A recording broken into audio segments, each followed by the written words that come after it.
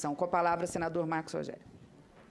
Senhora presidente, senadora Simone, senhores senadores, senhoras senadoras, o requerimento de instalação de comissão parlamentar de inquérito tem o objetivo de, conforme a sua justificativa, investigar condutas que extrapolem o exercício regular da atividade judicante dos ministros dos tribunais superiores e do Supremo Tribunal Federal. Ou seja, investigar atos praticados por membros do Poder Judiciário. Preliminarmente, senhores senadores, gostaria de deixar registrado que comungo com os signatários do requerimento da CPI, e bem assim com o sentimento de grande parcela da população brasileira no que toca à insatisfação com o funcionamento do Poder Judiciário. Mas a questão aqui posta, senhora presidente, demanda naturalmente um exame de índole técnico-constitucional, porque para isso essa comissão foi instalada, ou seja, para analisar a constitucionalidade e a adequação regimental do requerimento submetido ao presidente do Senado Federal. Nesse sentido, quero invocar a bem lançada nota informativa número 1039 de 2019, produzida pela Consultoria Legislativa, que analisou os 13 pontos do requerimento e, com farta fundamentação jurisprudencial e doutrinária, concluiu pela impossibilidade da instalação da CPI, especialmente porque seu objeto, em grande parte, diz respeito ao exame de atos ou atividades de índole jurisdicional. E eu acrescento, exame direto e exame indireto. Para se concluir dessa forma, basta ler cada um dos itens do requerimento, de onde sobressaem, a não se ter dúvida, seguidas referências a 1. Processamento de recursos sem a declaração de impedimento, ato típico de jurisdição. 2. Prolação de decisões em processos que envolvem partes que manteriam relações comerciais com os julgadores, atos típicos de jurisdição. 3. Concessão de liminares, atos típicos de jurisdição. 4. Decisões opostas para situações análogas, atos típicos de jurisdição. E 5. Uso abusivo para pedidos de vistas. Nesse sentido, todos os fatos que dão lastro ao pedido de CPI são ou estão diretamente entranhados com decisões judiciais, atos típicos de jurisdição. Logo, não há como examinar eventual incorreção do ato praticado pelo Poder Judiciário sem o exame da decisão judicial propriamente dita. Esse é o ponto. Todos os fatos apontados somente poderiam ser objeto da devida investigação, partindo-se como primeiro passo do exame de uma decisão judicial e o seu correspondente conteúdo.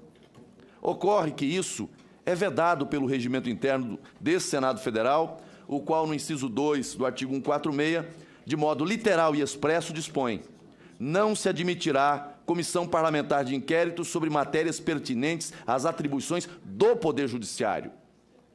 No mesmo sentido, se posiciona a jurisprudência pátria, a doutrina mais abalizada e, como já pontuado, está muito bem demonstrado na nota informativa produzida pela consultoria. Desse modo, não há como se afastar dessa clara intenção do requerimento apresentado, se o próprio autor do requerimento, ao apresentar sua justificativa, indica que a finalidade é justamente o que estou a dizer. Pretensão da comissão parlamentar de inquérito é investigar o exercício da função típica do Poder Judiciário. Além disso, gostaria de destacar que eu também quero um Poder Judiciário mais ágil, mais sintonizado com as crescentes demandas da sociedade brasileira, oferecendo uma prestação jurisdicional mais célere e mais efetiva. Quero um Poder Judiciário cujos membros fujam de todo e qualquer cenário que indique qualquer tipo de parcialidade ou favorecimento ilícito. Justamente por isso, entendo que o Judiciário não está a salvo de ser investigado. A questão é o respeito aos procedimentos regimentais e constitucionais. O que ocorre, senhora presidente, é que esse Judiciário que nos orgulhe, objetivo comum de muitos de nós e de grande parcela da sociedade, não pode ser buscado ao arrepio da legalidade com toda a vênia. E para que não se tenha dúvida de que a clara finalidade da CPI é investigar atividades jurisdicionais, transcrevo no voto que apresento trecho da própria justificativa ao requerimento, que não deixa margem de dúvidas. Já há algum tempo, aspas, já há algum tempo, vem se firmando no país um crescente descontentamento dos jurisdicionados com a prestação dos serviços judiciários por parte do Supremo Tribunal Federal e dos tribunais superiores.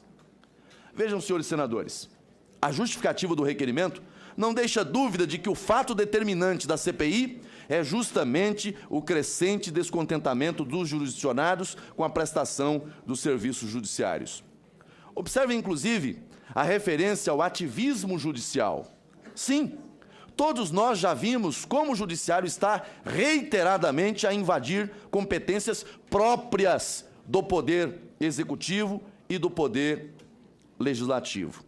Digo isso, senhora presidente, senhores senadores, justamente para destacar o quanto é relevante refletir sobre a noção de separação dos poderes, positivada no artigo 2º da Constituição Federal. Há muito tempo, o Poder Legislativo deixou de realizar parcela do seu papel constitucional quando, frente a uma disputa política no seio do Legislativo, abre-se mão do diálogo e da busca do entendimento para judicializar a questão. Qual o resultado de tal judicialização? O Legislativo desnatura o seu poder e se enfraquece em uma esquizofrênica outorga de competência ao Poder Judiciário. É saudosa, até mesmo nostálgica, a época em que o Judiciário manifestava deferência ao ato legislativo, não atuava como legislador atípico positivo e respeitava atos interna corporis. A esse respeito, lição importante do ex-ministro Eros Grau quanto à função de cada um dos poderes é lapidar, aspas, verificamos que na menção aos poderes legislativo, executivo e judiciário, estamos a referir centros ativos de funções, da função legislativa, da função executiva e da função jurisdicional. Como se nota, o tema ora enfrentado nessa CCJ demonstra o quanto é imperioso que o Judiciário e o Legislativo repensem o seu papel institucional. Vejam a que ponto chegamos quando relativizam-se as funções próprias de um poder constituído, as funções típicas dos demais poderes também podem acabar sendo fragilizadas, como vemos agora com o requerimento de criação desta CPI. É fundamental que o sistema de freios e contrapesos funcione para que nenhum poder constituído seja vulnerado e fragilizado a partir de interferências indevidas. Assim, deve sempre perseguido o objetivo maior da República, a independência e a harmonia entre os poderes, sem abusos de qualquer ordem. É o que a doutrina nos traz como lições. Assim, alicerçado justamente no estrito respeito à separação dos poderes, é que não tenho, seguindo a minha consciência, como concordar com a instalação da CPI pretendida, que objetiva realizar justamente o que desde muito condenamos, intromissão indevida de um poder em outro, ao pretender examinar o conteúdo de decisões judiciais. Sim, embora haja entremeado no requerimento outros fatos a serem em tese apurados pela CPI, todos eles, ou pelo menos sua mais absoluta maioria, decorrem de decisões judiciais, função típica do Poder Judiciário, o que faz com que a pretensão da investigação esbarre no princípio da separação dos poderes e na referida norma regimental já citada. No outro ponto da justificativa do requerimento de criação da CPI, verifica-se que, ao invés de tratar de investigação de fatos relacionados a crimes de responsabilidade, estes sim de competência desse Senado Federal, à luz do 52, inciso 2, da Carta Política de 88, pretende-se sindicar a conduta judicante do magistrado.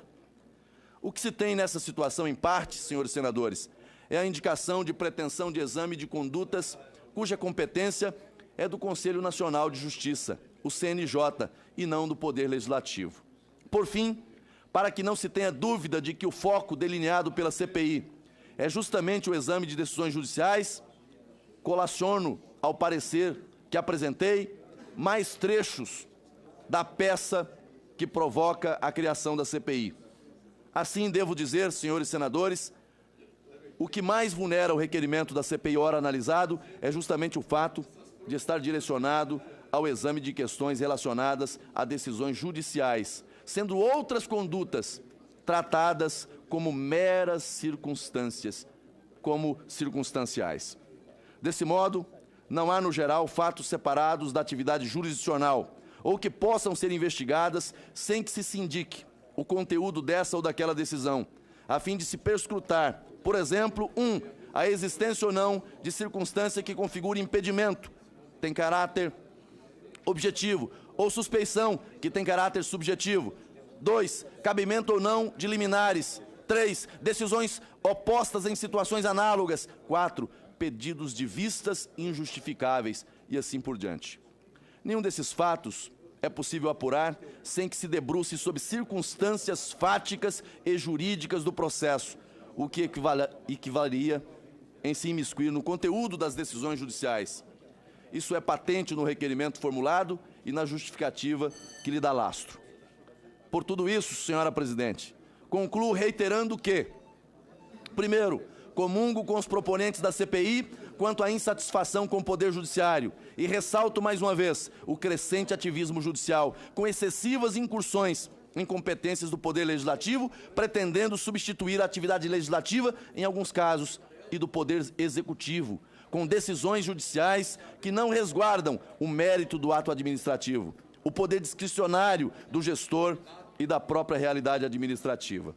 Segundo, a despeito de partilhar do sentimento de insatisfação manifestado por grande parte da sociedade brasileira, é forçoso me manifestar pela impossibilidade do prosseguimento, do processamento da CPI pretendida, diante da violação ao princípio da separação dos poderes e do artigo 1462 do Regimento Interno do Senado Federal, considerando que o requerimento está majoritariamente lastreado, direta ou indiretamente, em decisões judiciais, ou seja, no exercício da função típica do Poder Judiciário. Concluo, senhor presidente. Terceiro, não menos relevante, o dever que temos em não somente zelar pela independência, como também pela harmonia entre os poderes, o que, em primeiro plano, nos leva à responsabilidade de não agir com assodamento, ignorando o ordenamento jurídico vigente, ainda que isso possa representar uma certa satisfação à sociedade brasileira, que, como já pontuei, tem razão em reclamar a necessidade de um judiciário melhor. Todavia, como membros desse Senado, entendo que não podemos catalisar esse sentimento e inaugurar uma comissão parlamentar de inquérito que, a despeito de atender ao clamor da sociedade, terminará por ignorar regras fundamentais de nosso Estado democrático de direito. Nesse momento, precisamos ter serenidade. O Brasil espera deste parlamento a tomada de decisões firmes e seguras. Futuramente, se fatos determinados e específicos forem apresentados, apartados da função típica do Poder Judiciário e com a robustez que a norma constitucional requer, seguramente outra não poderá ser a conclusão, senão o seu acolhimento e regular processamento. E aqui, senhora presidente, trago ainda um argumento político. Comparo o país a um paciente que precisa fazer uma cirurgia. Nos exames preliminares, identificou-se uma anemia aguda. Pergunta-se, faz a cirurgia ou trata primeiro a anemia? Com essas ponderações, com todas as vênias aos subscritores do requerimento, voto pelo indeferimento do recurso número 1 de 2019, com a consequente manutenção da decisão do presidente dessa Casa quanto ao arquivamento do requerimento de criação da Comissão Parlamentar de Inquérito dos Tribunais Superiores. Muito obrigado, senhora presidente.